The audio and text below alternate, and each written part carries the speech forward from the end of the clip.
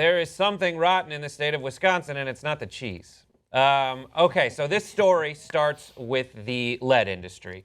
Now, the lead industry gave reportedly $750,000 in donations to the Club for Growth Wisconsin. Now, at the time, Wisconsin, Scott Walker, as we see, let's go to the first graphic. Scott Walker, governor of Wisconsin. R.J. Johnson runs not only the Club for Growth Wisconsin, but is also one of the senior advisors to the Scott Walker campaign. No, they're probably not connected at all, Brad. Not at all. Not at all. Not at all. Totally independent. So following this $750,000 donation, it is reported through an investigation that the Wisconsin legislature started passing laws to, in particular, one that was passed in the dead of night that relaxed regulations on the lead industry, making it retroactively illegal to sue the lead industry for any contamination and sickness incurred by what applies to 171 sick kids and anyone else who would want to bring a lawsuit against the lead industry. Now, all this information came out because of an investigation under what's called a John Doe law, and that's just the name of any law, of the law that allows for investigations to find out who did what if there was a crime committed. Now, that investigation was shut down by the Wisconsin Supreme Court. Here are two judges from the Wisconsin Supreme Court.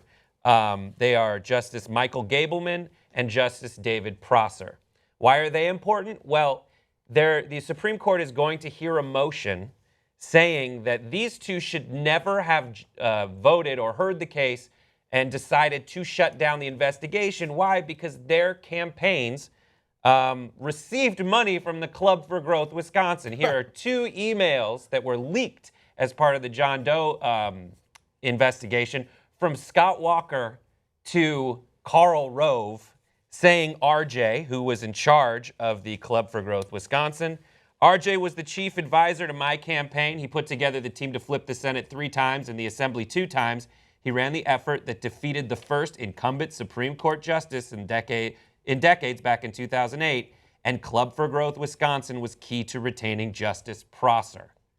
And just to put some icing on the cake, something that really sums everything up is a check that was released, that was leaked as part of this investigation, as part of the story by The Guardian.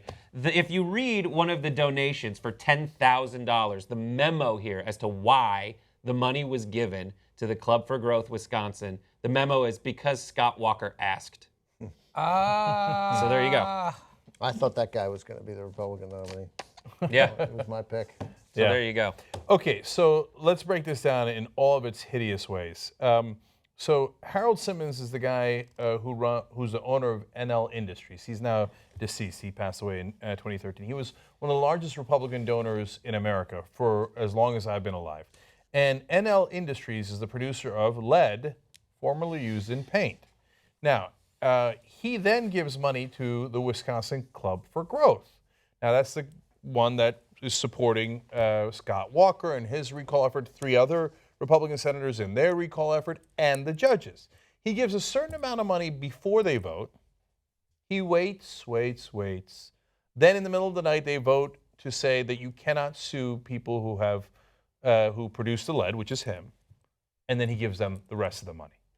And then the court turns around and goes, no, there's nothing to investigate here because there's 2 guys on the court who also took money from him. And this is America. And they tell us that this is not bribery. And by the way, there's a chance that the justices voted the right way anyway. The chance that it's legal. Yeah, that it is in fact legal because we have legalized bribery in America. So you can just give what they call independent expenditures. That's why you can't give it to Scott Walker directly. Now you can, those rules are a little relaxed too. But what you can clearly do is give to the Club for Growth, which is an independent group run by his close associate R.J. Johnson. Okay, and now you know in the emails that they're brazenly coordinating, right? And you give it to the Club for Growth and go, hey, okay, now if you know what's good for you and you want the other half, you do exactly what we tell you. And this American Supreme Court, U.S. Supreme Court says perfectly legal. There's not they say not only is that not corruption, it doesn't even give the appearance of corruption. And we could write laws differently. Like it doesn't have to be this way. Like there are laws that would just ban that. and that the Of people who did that would course. go to prison. And Of that- course, because it's bribery. Yeah, that's right, because it's bribery. And just again, I'll remind you that I don't want Donald Trump appointing between 329 and 419 judges. I realize he wouldn't be appointing judges in Wisconsin. It's so. Is the Club for Growth? Is that because the Koch brothers were Scott Walker was their best guy? Yeah, so this is the Wisconsin Club for Growth. So this story doesn't talk about their connection to the Koch brothers. The Koch brothers have given a lot of money through independent expenditures and otherwise to Scott Walker. That's why when Scott Walker was in the middle of that huge controversy, somebody did a fake call pretending to be one of the Koch brothers and recorded Scott Walker, and it was like he was talking to his boss. Yeah, totally. He's like, oh, yes, Mr. Koch. Of course, Mr. Koch. What else can I do for you, Mr. Koch? But there's no bribery here. There's no appearance of corruption here. There is one other part of this that I want you guys to think about. It is the victims, because there are victims from the lead, and it's usually the most powerless, and a lot of them are kids. So the kids are really, really sick because lead in the paint, it turns out, makes you terribly sick. And in fact, it can damage your brain. It's so bad that it's disheartening to talk about. So now those kids, they're saying you can't sue them, even though when you started suing, the parents started suing because you've given damage, either damaged their health or even maybe damaged their brains. Your kids, your 6-year-old kid, whatever. Even though when you started the lawsuit, what you were doing was perfectly legal, they changed the rules on you in the middle and retroactively said you cannot sue the lead companies. And now the Supreme Court, which also took the money, says, ha ha, you're never going to get any justice for your kids. Imagine they did that to your kids. And people still wonder why everybody is so mad at the system and so mad at the establishment, because it's sometimes literally killing us, and they're just doing it out in the open and laughing at us. Look, that's why I started Wolfpack. This is exactly what you got to do. If you don't get the money out, and now they're buying the judges, well, we're all doomed.